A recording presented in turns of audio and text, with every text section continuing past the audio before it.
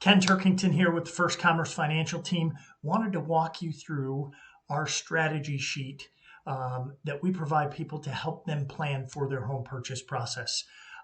This one is in regards to John Doe. John wants to understand approval amounts and loan options, and he's 6 to 9 months away. So what we start with are the three drivers in the qualification process. Here you'll see we have the household debts.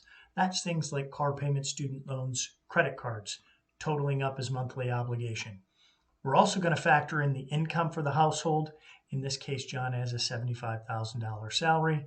The third driver in the qualifications are the money accounts. Where is the money at that's going to be used for closing?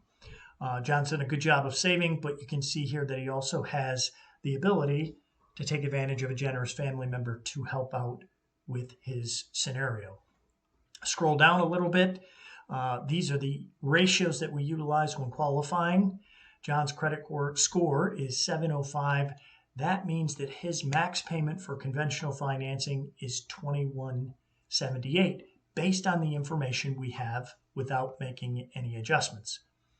That translates over here to the actual purchase options. Enlarge this a little bit so it's easier to see. We started with just showing all of the most common down payment amounts, which is 3%, 5, 10, 15, and 20. You can see what current interest rates are, the drivers in the payment, which is the principal and interest, taxes, insurance, PMI, and possibly HOA dues. So when we share this with folks, we say change these cells in orange to match a home that you have of interest.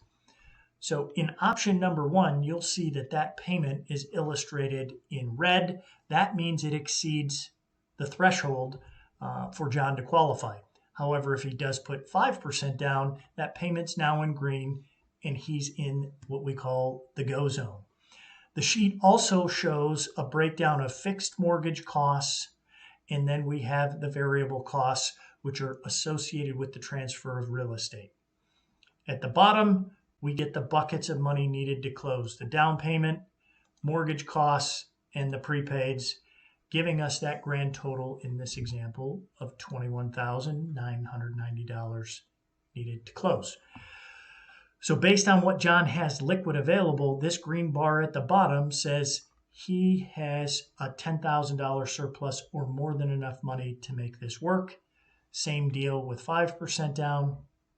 However, when we get to 10% down, John has a shortage. So if we go back to this payment amount for a second, you can see that that's in red.